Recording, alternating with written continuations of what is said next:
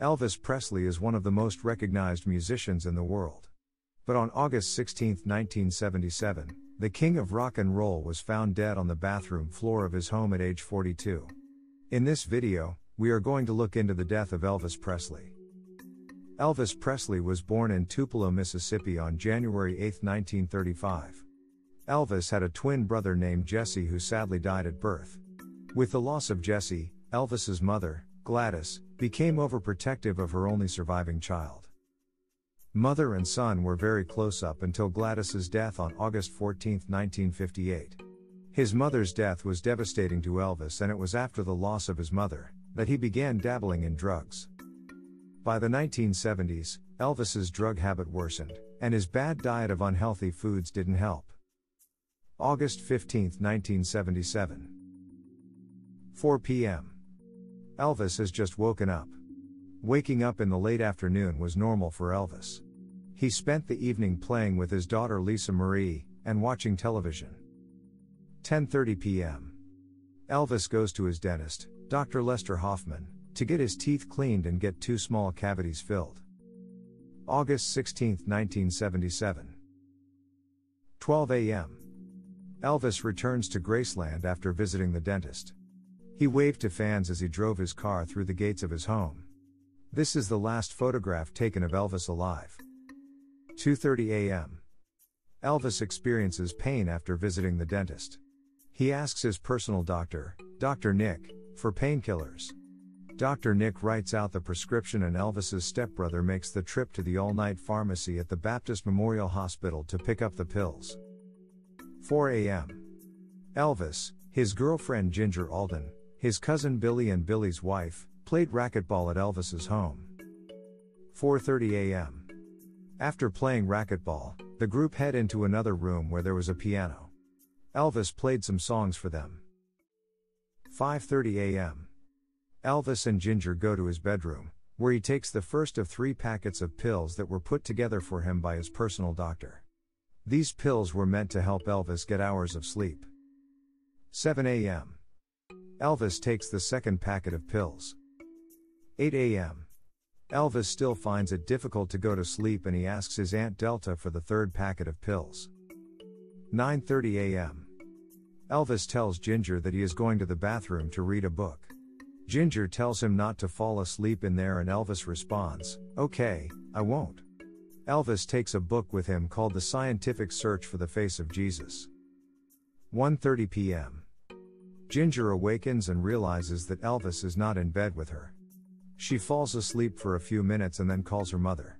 Her mother asked her how Elvis was, but Ginger tells her she hasn't seen him yet. After the phone call, Ginger decides to get dressed and apply her makeup. She then goes over to the bathroom door and knocks while calling Elvis's name. But she got no response. She opened the door and discovered Elvis's lifeless body on the bathroom floor. His gold pajama bottoms were down by his ankles. His swollen and purplish face was buried in the shag carpeting, and in a pool of his vomit. She calls for help downstairs, and Memphis Mafia member, Al Strata, responds. She tells Al that she thinks that Elvis may have hit his head, and Al rushed upstairs. Realizing that the situation Elvis was in was very serious, Al calls for road manager, Joe Esposito, for help. Joe recalls what he saw when he went upstairs. So I ran upstairs, I go into the bathroom, and I see Elvis on the floor. He fell off from the commode. His face was buried into the carpeting, and I bent down real quick and I touched him, and rigor mortis had set in. And so I turned him over real quick. I pulled up his pajama bottoms. I turned him over, he laid down, and I heard a little breath of air come out of his lungs. So I thought maybe he was going to be okay, but I just didn't feel comfortable about it. Grabbed the phone real quick. There's a phone on the wall right next to the commode, and I called 911, and I said, "We need an ambulance at Graceland. You should get somebody real quick." And then Al picked up the phone and tried to get Dr. Nick. There's a story that says I gave Elvis mouth-to-mouth resuscitation. I did not give Elvis mouth-to-mouth resuscitation. No, you couldn't. His mouth was closed shut. and there's no way I could open his mouth. But I did try to massage on his heart. At that point, things were starting to happen. Vernon was in the office. He came up to the bathroom. He came in and he started, saying, "Elvis, Elvis, don't leave us. Just hang in there." And then Ginger was there, and Lisa Marie was at Graceland at the time. Lisa came running around, and Ginger she's standing there too. And I asked Ginger, "Please get Lisa out of here." And we're waiting for the ambulance to show up.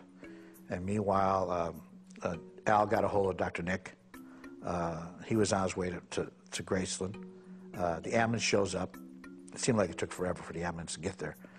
The guys came up, and they started lifting Elvis up and got him on the stretcher. We went out the front door rather, took Elvis in the stretcher. Got him in the back of the ambulance. Just as we got out there, Dr. Nick pulled up. He jumped out of his car and jumped in the back of the ambulance. 2:56 p.m. Elvis arrives in the ambulance at the Baptist Memorial Hospital and is brought into Trauma Room 1. Doctors desperately tried to revive Elvis but were unsuccessful in their attempts. 3:30 p.m. Elvis Presley is pronounced dead. Dr. Nick tells the Memphis Mafia members who were waiting in Trauma Room 2 that Elvis has passed. Everyone was devastated, and Joe made the tough phone call to Elvis's ex-wife Priscilla, informing her of Elvis's death. Dr. Nick returned to Graceland to tell Vernon Presley that his son was gone. Vernon was in a room with Lisa Marie, and when he saw the doctor enter the room holding a bag containing Elvis's belongings, he instantly knew what happened. Vernon's distraught wails could be heard throughout the mansion. 7 p.m. The autopsy of Elvis Presley is about to begin. 8 p.m. Despite the autopsy still being performed, Shelby County Medical Examiner Jerry Francisco and Dr. Nick hold a press conference, reading out the findings of the autopsy. The preliminary phases of the autopsy have been completed, and the cause of death is cardiac arrhythmia due to undetermined causes. The autopsy was completed a few hours after this press conference. It was found that Elvis had an enlarged heart and he died from heart failure, exacerbated by constipation, which was caused by years of prescription drug abuse. Thanks for watching. If you enjoyed this video, be sure to subscribe to the channel and hit the bell to be notified of new videos from us.